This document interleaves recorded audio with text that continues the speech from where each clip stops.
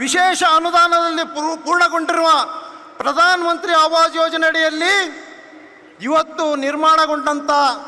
ನಿರ್ಮಾಣಗೊಳ್ಳುತ್ತಿರುವ 1,80,253 ಮನೆಗಳ ಪೈಕಿ ಇವತ್ತು ಎರಡನೇ ಹಂತದಲ್ಲಿ ನಾವು 42,345 ಮನೆಗಳನ್ನು ಹಸ್ತಾಂತರ ಮಾಡ್ತಾ ಇದ್ವಿ.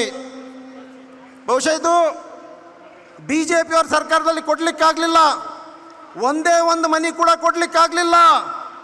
ನಾವು ಪ್ರಥಮ ಹಂತದಲ್ಲಿ 36,789 ಮನೆಗಳನ್ನು ಕೊಡುವಂಥ ಸಾಧನೆಯನ್ನು ಕೂಡ ಮಾಡಿದ್ವಿ. ಬಹುಶಃ ಇದಕ್ಕೆಲ್ಲ ಕಾರಣೀಭೂತರು ನಮ್ಮ ಮುಖ್ಯಮಂತ್ರಿಗಳು. ಅವ್ರಿಗೆ ವಿಶೇಷವಾದಂಥ ಜನಪರ ಕಾಳಜಿ, ಬದ್ಧತೆ, ಬಡವರಲ್ಲಿ ದೇವರ ಕಾಣುವಂಥ ವ್ಯಕ್ತಿತ್ವ ಇವ್ರದಿತ್ತು. ಆ ನಿಟ್ಟಿನಲ್ಲಿ ಅದಕ್ಕೆ ವಿಶೇಷ ಇನ್ನೊಬ್ಬ ವ್ಯಕ್ತಿತ್ವ ಇರುವಂಥ ನಮ್ಮ ಜಮೀರ್ ಅಹ್ಮದ್ ಖಾನ್ ಸಾಹೇಬರು ಬಹುಶಃ ಕಲಿಯುಗದ ಕರ್ಣ ಅಂತೀವಿ ನಾವು. ಬಡವರಲ್ಲಿ ದೇವರನ್ನು ಕಾಣುವಂಥ ವ್ಯಕ್ತಿತ್ವ, ಬಹುಶಃ ಸರಳ ವ್ಯಕ್ತಿತ್ವ, ಯಾರೇ ಬಂದರೂ ಕೂಡ ಎಲ್ಲರೂ ನನ್ನವರು ಅಂತೇಳಿ ಅಪ್ಕೊಳ್ಳುವಂಥ ಒಂದು ವ್ಯಕ್ತಿತ್ವ ಅವರು ಇರೋದ್ರಿಂದಲೇ, ಬಹುಶಃ ಬಡವರ ಬಗ್ಗೆ ಕಾಳಜಿ ಇರೋದ್ರಿಂದ ನನ್ನ ಅದೃಷ್ಟ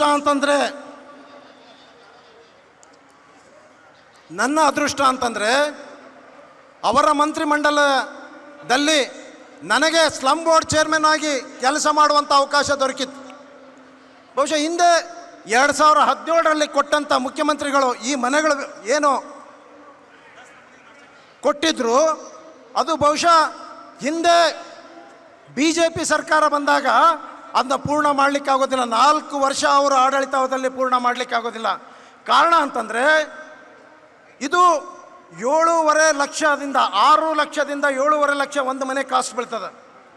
ಸ್ಟೇಟ್ ಗೌರ್ಮೆಂಟ್ ಕೊಡುವಂಥದ್ದು 1.20, ಸೆಂಟ್ರಲ್ ಗೌರ್ಮೆಂಟ್ ಕಾಂಟ್ರಿಬ್ಯೂಷನ್ನು 1,50,000, ಅದರಲ್ಲಿ GST ಕೂಡಿಕೊಂಡು ಇದು ಸರಾಸರಿ 3 ಲಕ್ಷ ಆದರೆ ಇನ್ನೂ 4.5 ಲಕ್ಷ ಬಡವರಿಗೆ ಕೊಡ್ಲಿಕ್ಕೆ ಆಗ್ತಾ ಇರಲಿಲ್ಲ. ಅಂಥ ಸಂದರ್ಭದಲ್ಲಿ ಇದನ್ನು ಮನೆ ಕಟ್ಟಲಿಕ್ಕೆ ಆಗೋದಿಲ್ಲ ಅಂತೇಳಿ ಅನೇಕ ಬಾರಿ ಮುಖ್ಯಮಂತ್ರಿಗಳ ಮನವೊಲಿಸಿ ಇವತ್ತು ಬಡವರಿಗೆ ನಾವು ಮನೆ ಕೊಡಬೇಕು, ಯಾವುದೇ ಕಾರಣಕ್ಕೂ ಕೂಡ ಆ ಮನೆಗಳು ಇನ್ಕಂಪ್ಲೀಟ್ ಆದಂಥದ್ದು ಕಂಪ್ಲೀಟ್ ಮಾಡಲೇಬೇಕು ಅಂತೇಳಿ ಪಣ ತೊಟ್ಟು ಪ್ರತಿಯೊಬ್ಬ ಬೆನಿಫಿಷರಿಗೂ ಕೂಡ 5 ಲಕ್ಷಗಳನ್ನು ಕೊಡುವಂಥ ಮಹತ್ತರವಾದಂಥ ಹೆಜ್ಜೆಯನ್ನಿಟ್ಟಿದ್ದು ಅದು ನಮ್ಮ ಸರ್ಕಾರ, ಸಿದ್ದರಾಮಯ್ಯವರ ಸರ್ಕಾರ ಅಂತ ಹೇಳಲಿಕ್ಕೆ ಬಯಸ್ತೀನಿ ಬಂಧುಗಳೇ. ಬಹುಶಃ BJPಯವರು ಹತಾಶರಾಗಿದ್ದಾರೆ. ನಮ್ಮ ಕಾಲದಲ್ಲಿ ಕೊಡಲಿಕ್ಕಾಗಲಿಲ್ಲ, ಎಲ್ಲ ಒಂದು ಕಡೆ ಇವ್ರು ಕೊಡ್ತಾ ಇದ್ದಾರೆ. ಇದನ್ನೇನಾದರೂ ಮಾಡಿ ಅಪಪ್ರಚಾರ ಮಾಡಬೇಕಂತೇಳಿ ನಾವು ಏನು ಅಪಾರ್ಟ್ಮೆಂಟ್ ಕಟ್ಟಿದ್ದೀವಿ ಅದ್ರ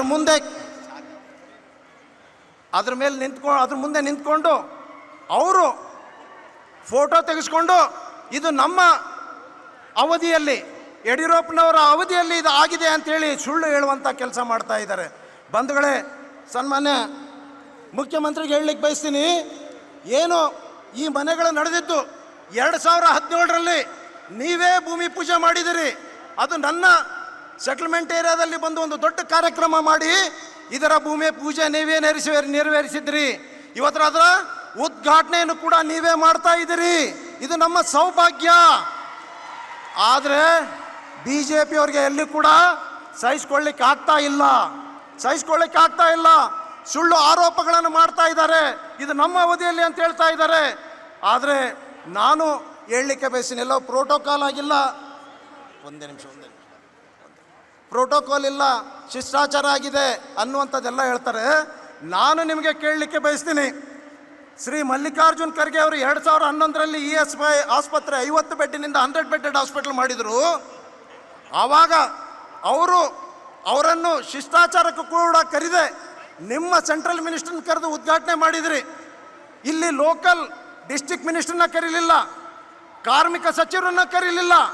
ಮತ್ತು ನೀವೆಲ್ಲ ಶಿಷ್ಟಾಚಾರ ಪಾಲಿಸಿರಿ ಅನ್ನುವಂಥದ್ದು ನಿಮಗೆ ಎಲ್ಲಿ ನೈತಿಕತೆ ಇದೆ ಅನ್ನುವಂಥದ್ದು ನಾನು ಹೇಳಬೇಕಾಗ್ತದೆ. ನೀವು ಸ್ಮಾರ್ಟ್ ಸಿಟಿ ಅಂತ ಹೇಳ್ತೀರಿ, 50% ನಮ್ಮದು, 50% ಸೆಂಟ್ರಲ್ ಗೌರ್ಮೆಂಟು, ಲ್ಯಾಂಡ್ ನಮ್ಮದು, 50% ನಮ್ಮದು. ಅದರಲ್ಲಿ ಬರೀ ಪ್ರಧಾನಮಂತ್ರಿಗಳ ಫೋಟೋ ಮಾತ್ರ ಹಾಕ್ತೀರಿ, ಆದರೆ ನಮ್ಮ ಮುಖ್ಯಮಂತ್ರಿಗಳ ಫೋಟೋ ಹಾಕುವಂಥ ಕೆಲಸ ನೀವು ಯಾರೂ ಕೂಡ ಮಾಡಲಿಲ್ಲ.